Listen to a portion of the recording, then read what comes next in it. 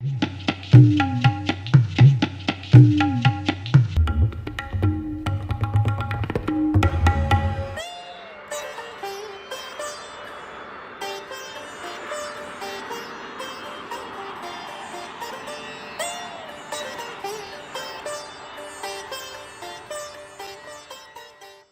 Prasad, potter, educationist, peace activist, photographer, painter, graduated from Kala Bhavan Rabindranath Tagore School in Shantiniketan in 1944.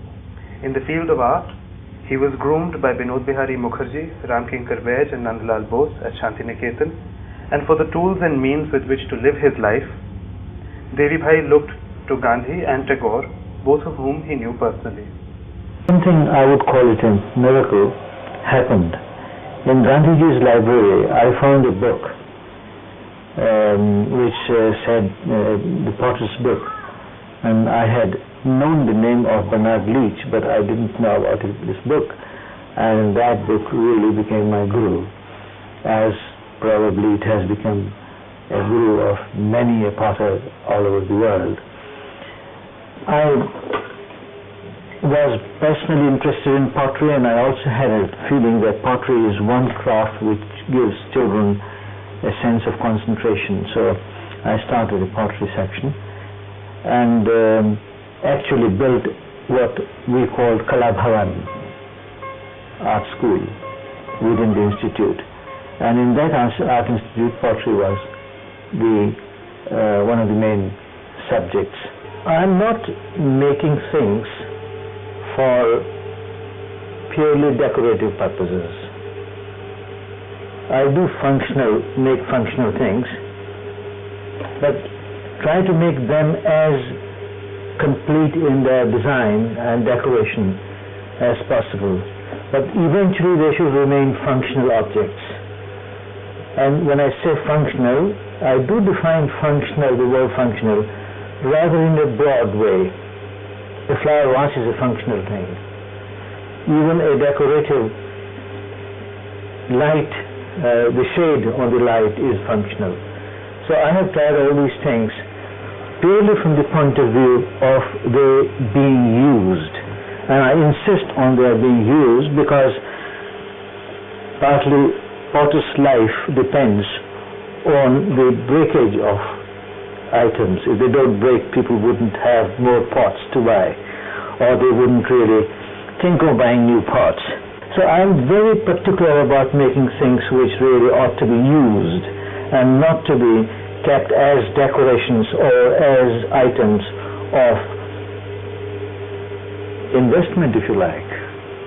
Because nowadays a lot of art has become a matter of investment, an object of investment, and I am not very much in favor of that.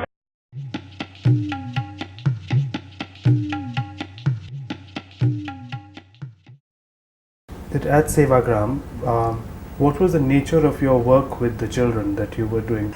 When I started my work in Sevagram, the main object was how to teach in inverted commas, teach children painting. Because at that time, teaching painting in schools was a very mechanical and very non-emotional item. And my idea was that children should learn how to express themselves.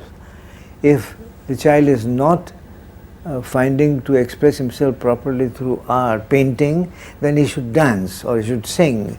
All these things I, in a way, combined in my mind and also talked about it at that time. The child, is he learning, is he doing some dancing in the class, or is he singing, or is he doing this and that? This creativity was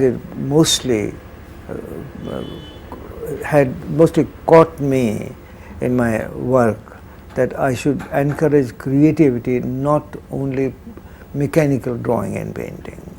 You did not see a conflict at all in any way between Gandhiji's attitudes towards art? I did. I struggled against it. But then I realized at that time that the purpose of individuals who are creative and who are responsible for society, each one has a different perspective, not perspective, a level of beauty, a sense of beauty and practicality and that kind of thing. Your photographs that I was looking at of that last meeting, Yes, Tagore and Gandhi. Tagore and Gandhi. Yeah. Do you remember anything about that day? Of course, it's there, it's happening there. They did not have any conflict between each other as far as the life and truth and beauty is concerned. They had difference between the approach to life. Gurudev most probably believed that the sense of beauty creates a much creative, much purposeful life than Gandhiji, who said it has to be practical. You have to work yourself, work with your own hands. Can you tell me more about what was the work that you did for the Jaipur session of the Congress? Oh, you are taking me back to one of my best golden periods. First Indian Congress in free India. And there was a very huge piece of land, probably in hundreds of thousands of feet. And they decided to have the first Congress exhibition. And I don't know what was in my luck at that time. They asked me to take responsibility of the whole building the Congress, what do we call it, the whole construction for the Congress in that field, in that area, in that land. So I didn't know what to do, but somehow my background of Shantiniketan helped me so much.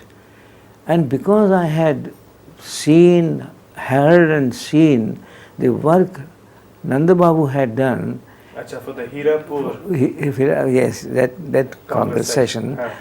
And the way he had been guiding the students and everybody to go back to nature, to create a climate in which there is nature and humanity and all that kind of thing. So that thing had been working out in my, immediately after I heard that they wanted me to look after the Congress. So tell me, what did you make there? But I thought I must make something in the center of the Congress. Fortunately, I had also decided in my mind that I should use only bamboo and sarkanda and those things. And with that, because the Congress had this constructive program, just the beginning of that, they had made 13 or 14, I don't remember, departments. One for spinning and weaving, another for carpentry and other things, one for art and all that. So I decided to make one pavilion for each of these. I see. I think the greatest joyful short period of a couple of months in my life, when I just all the time, all the 24 hours, while sleeping also, I dreamt of the structure of these pavilions. And you took the same values to Sevagram? Well, I mean, I didn't take it, I went there. Right. It wasn't me. I mean, for the greatness of Gurudev and Nandalal Bose and my the three teachers, somehow I imbibed that kind of spirit.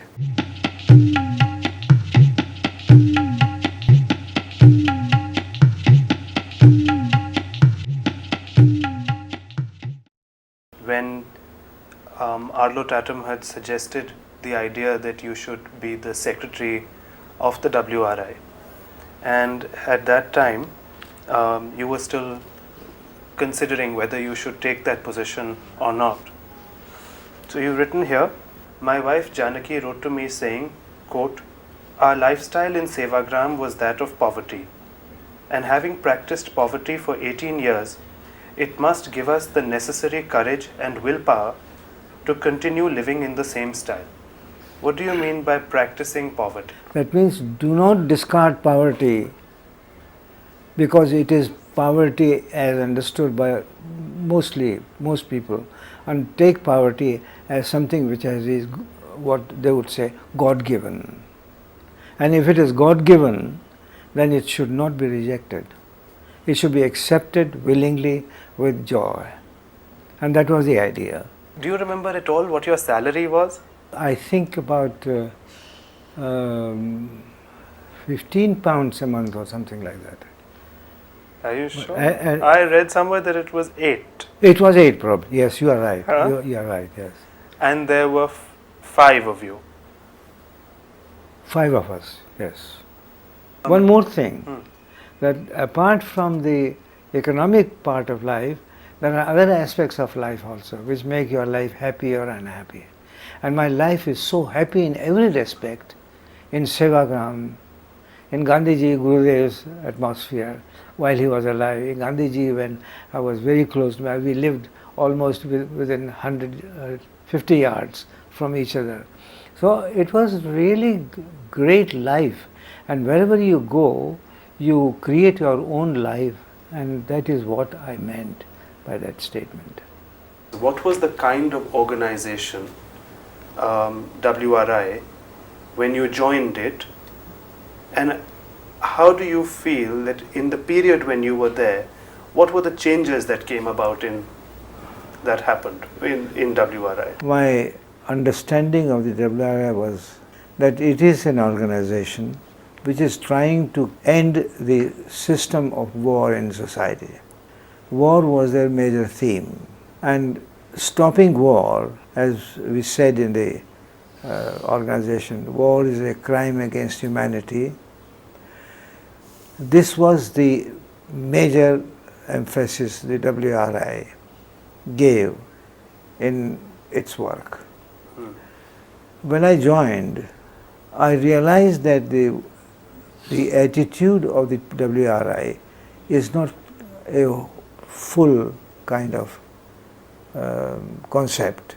In my opinion, war comes only because the system of life, the way we live, creates the situation which makes you go to war. You have not the kind of relationship between human beings and human beings which will try to end those feelings which create war within themselves.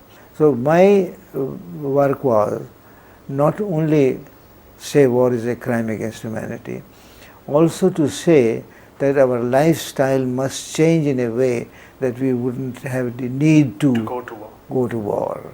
And I think over a period, the war resistance organizations, the sections in different countries, they also took up the idea of social change and peaceful society. WRI had already spread itself into 25 or so many countries.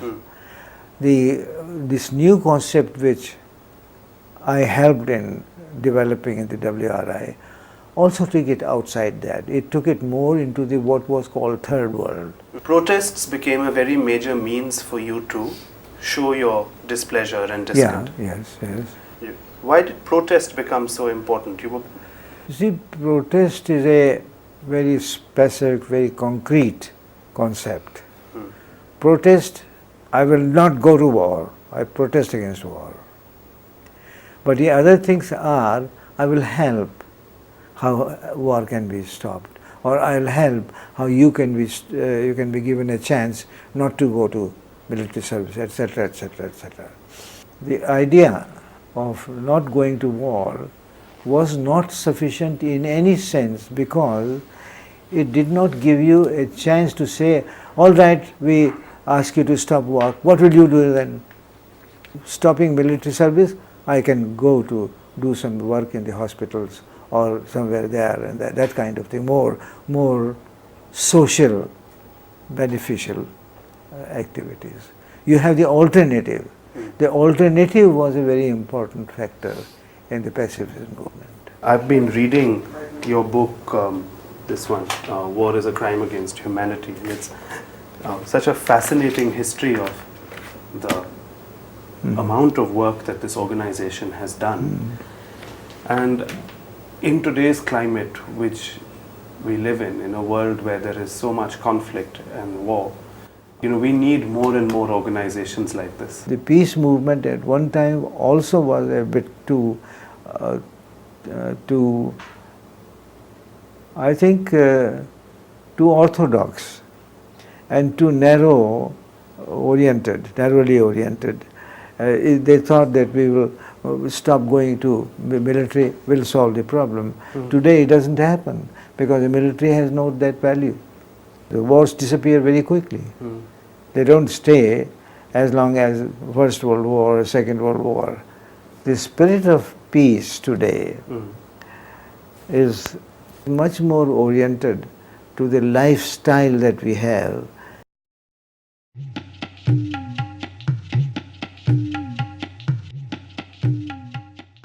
I've seen you express yourself through in so many different ways. What drives you to use so many different means of expression? Nature has its own style of dealing with individuals and groups and areas. Nature sometimes gives you a feeling that you are not tied up with one thing or one place or one idea or one art. You are supposed to go wherever your mind takes you and honestly deal with it. Don't just jump at it and throw it away and go to something else. I think this thing that one goes to so many different areas of activities is a natural aspect of life. Some people have this one that no, I want to take one thing and grow with it as much as possible and let it blossom to its maximum and let me take part in that blossoming process. Others says this world is wide, it has so many different things. Let me enjoy everything that I can reach. My mother gave me freedom of every kind. And even at that time I did photography and she just helped me. We had some money, we were not very rich, but still she helped me with that. Nobody forced me or nobody even guided me. I think I was very lucky that I had nobody in my life to guide me as such. I used to guide myself. Even my elder brother, who was an intellectual and very politically oriented, he didn't try to guide me in any way. To be a free spirit. Yes, I think still that. Is there a difference in the mood while being involved in carpentry or while involved in photography? Surely. I think all these crafts have different expressions. Just because I had to have a shell. I didn't like the ordinary shell which you get in the market. I designed my own and I made it. So it is your need as well as your wish to express yourself. That's utilitarian. It's fulfilling your need, as you just said. But when you're painting? Same thing. The need and the process, they are two very much united things. Without the need, you cannot sit down and express or sing or paint, something like that. Those two have to go together. There is a need to express and tell the world what I am, or tell the friends, or tell to yourself how can you sing. So it is a combination of both, the wish to make something, wish to communicate. Well, you spend so much of your time writing. Do you enjoy writing? I do enjoy writing only when I need it. When there is something inside, you want to express something partly to yourself, partly to others, you also may need to express something to only yourself. One theme that I've seen running through your photographs has been the theme of pastoral life. A lot of scenes of landscapes, villages, fields. I've seen the same thing coming up in your painting. The art that you have bought and surrounded yourself with has been a lot of village art, as you've just said. And this reminds me a lot about the not just Gandhian ideas about the village life, but also it takes me to Gurudev's ideas about the kind of a pastoral utopia that Shantiniketan was. I have been a student of both Gurudev, Rabindranath and Bapu, Gandhiji. So naturally their influence should have influenced my life. But in addition to that, my atmosphere also has been very simple. My family lived a very simple life. My schools were simple. So it is a matter of taste.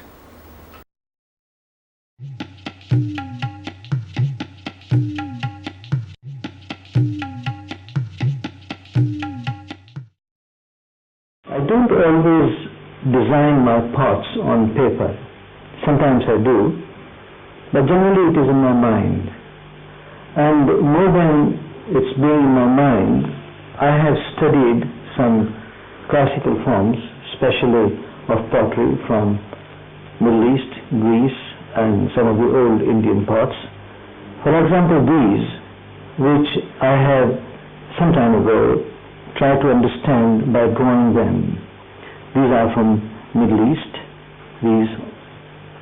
and the decoration also is from the same kind of pots, and that helps me very much to get new ideas. They are not imitations. My pots are not imitations. I don't try to imitate. Of course, part of it, what I have digested from studying these, must be coming out in some way or other. I find that in your own work, you've adopted in large measure the aesthetics of Oriental ceramics. Celadon, peach bloom, tenmoku in your glazing, the kind of brushwork. In many ways, your brushwork is very much a legacy of the Shantiniketan style. Very much. But in your pottery also, there is this Eastern aesthetic of Oriental ceramics, much more than anything else.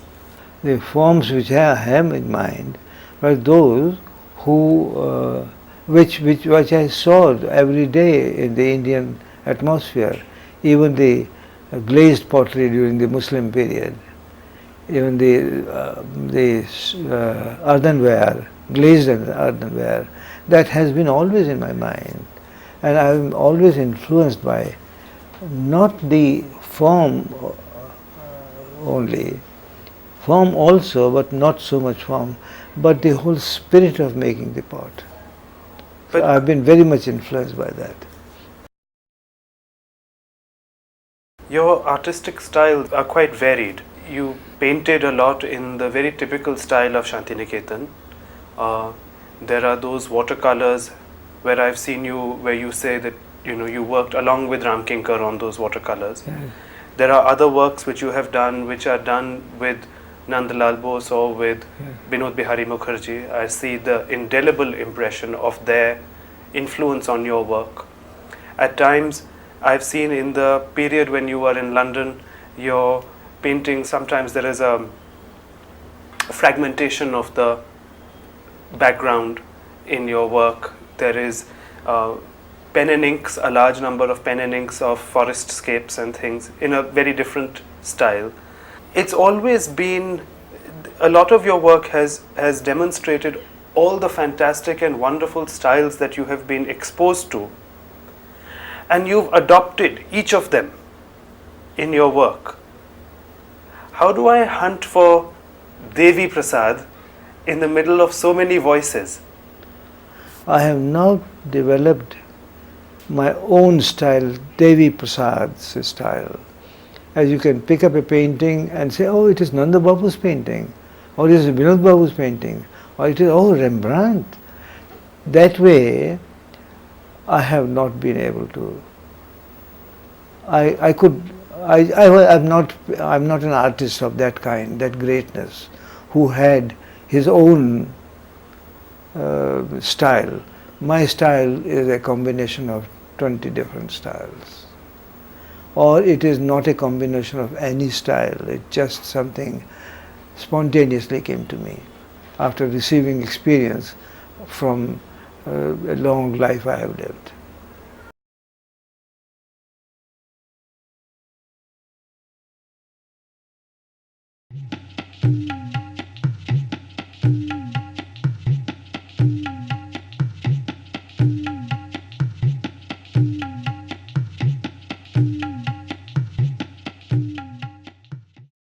My philosophy of design is that it is a totality of the object. Now these finger marks are part of the decoration, part of the pot.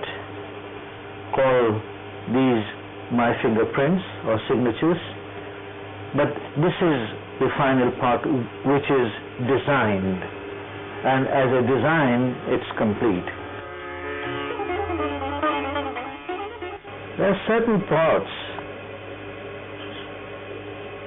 which have given me a strange feeling. I don't call it, it's not strange, it's really very realistic.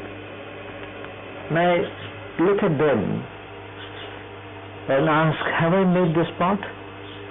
And the answer is no. The pot says to me, no, I have made myself. And that's very true, because whenever I have planned something very concretely and in very definite terms, and if eventually it comes out as a good piece, not necessarily as I had planned it, as something complete, I feel that I wanted to do something else, but it has become something quite different. And therefore, I have a feeling that it's not me who make the pot makes itself. And this is the relationship between artist and the creation of the artist. For example, in pottery, I say there are three elements which make a pot. One is the potter, naturally, because he or she handles the clay, works on the wheel or in some other method, with some other method. So the potter is important. The other element is fire. And fire is important because it must make the pot hard, it must make it complete, it must, if it is stoneware or porcelain, make it totally non-porous. And so that is the second element. But the third element, which has made me feel that it is not me who makes the pot makes itself, or there are some other elements which make it, is accident. Now every pot, at least I'm talking about the handmade pottery, every pot has something very unique about it. It has its own personality. Now if it has its own personality, who am I to say that I have given the pot its personality?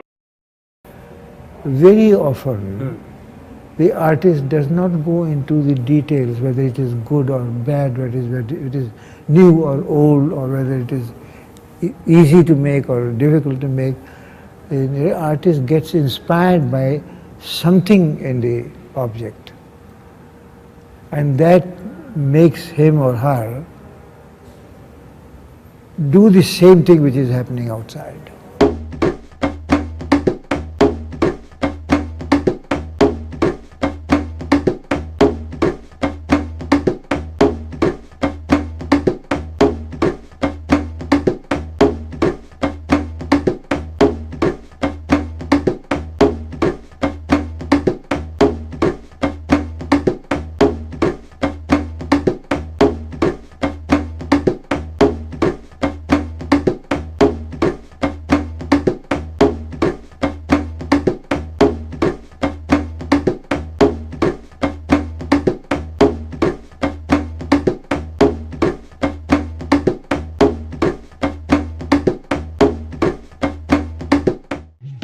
Thank you.